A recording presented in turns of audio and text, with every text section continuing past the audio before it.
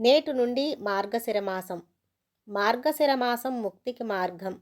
మార్గశిర మాసం అనగా చాంద్రమాన సాంప్రదాయాన్ని అనుసరించి మృగశిర నక్షత్రంలో కలిసిన పౌర్ణమి నాడు చంద్రుడు ఉదయించే నెలను మార్గశిర మాసం అంటారు. ఈ నెల విష్ణుదేవుని రూపం. ఈ మాసం ప్రకృతి కాంతకు సీమంతం లాంటిది. తుషార బిందువుల హేమంతం శ్రీ మహావిష్ణువునకు అత్యంత ఇష్టమైన మాసం. భగవద్గీతలోని విభూతి యోగంలో మాసానాం మార్గశీర్షం, మాసాల్లో తాను మార్గశిర మాసాన్నని అన్నాడు శ్రీకృష్ణ పరమాత్మ. ఈ నెలలో సూర్యోదయం కంటే ముందు చన్నీటితో తలస్నానం చేసిన వారికి చలిబాధ ఉండదు. బ్రాహ్మీ ముహూర్తంలో నీటిలో అగ్ని సూర్యుడు కలిసి ఉంటారని శాస్త్రం సూచిస్తుంది. అందువలన బ్రాహ్మీ ముహూర్తంలో స్నానం చేయడం ఎంతో ఆరోగ్యప్రదం. సంధ్యావందన జపధ్యానాదులను నిర్వహించడం వల్ల సూర్యశక్తి అగ్నితేజము కూడా మన మనస్సును బుద్ధిని వికసింపజేస్తాయి. అందుకే మార్గశిర మాసంలో ధనుర్మాసం మొదలైన నాటి నుంచి విధిగా తెల్లవారుజాముననే నిద్రలేచి స్నానం చేయడం ఆచారంగా వస్తుంది.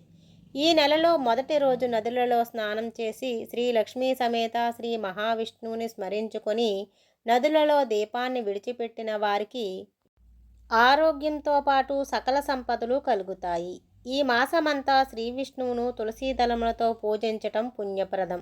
ద్వాదశి నాడు పంచామృతాలతో అభిషేకం చేయాలి. శ్రీ విష్ణువుతో పాటు సూర్యుని కూడా పూజించి శుభాలను పొందాలని కోరుతూ మనం ఏ పని చేస్తున్నా ఈ మాసంలో ఓం నమో నారాయణాయ అనే మంత్రాన్ని స్మరించాలి.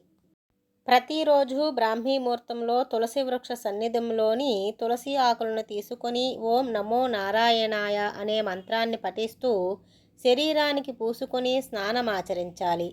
ఈ మార్గశిర మాసం ఎన్నో పుణ్యదినములకు నెలవు.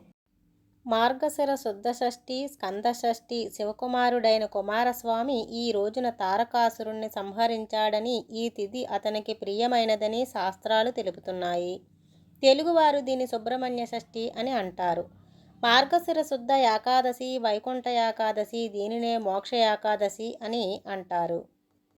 ఆ రోజున విష్ణు ఆలయాలలో ఉత్తర ద్వారం నుంచి వెళ్ళి దర్శనం చేసుకుంటే మోక్షం తథ్యమని భక్తుల విశ్వాసం. తిరుపతి, శ్రీరంగం వంటి వైష్ణవ క్షేత్రాల్లో ఆ రోజు గొప్ప ఉత్సవం. వైకుంఠ ద్వారం సూర్యుని ఉత్తరాయణం ప్రవేశ చిహ్నంగా భావిస్తారు. మోక్షద ఏకాదశి గీతా జయంతి. సమస్త మానవాళికి ధర్మనిధి. భారతీయ ఆధ్యాత్మిక జగత్తులో శిఖరాయమానం అయిన భగవద్గీతను కృష్ణ భగవానుడు ప్రబోధించిన రోజు. మార్గశిర బహుళ ఏకాదశిని విమల ఏకాదశి, సఫల ఏకాదశి అని కూడా పిలుస్తారు. త్రిమూర్తులైన బ్రహ్మ విష్ణు మహేశ్వరుల సమైక్య స్థితి దత్తాత్రేయుడు. ఈ దత్తాత్రేయ జయంతిని మార్గశిరంలోనే శుక్ల పౌర్ణమి నాడు జరుపుకుంటారు. మార్గశిర శుక్ల త్రయోదశి నాడు హనుమద్వ్రతం, మృత్యుద్వాదశి, ప్రదోష వ్రతం ఆచరించటం పరిపాటి.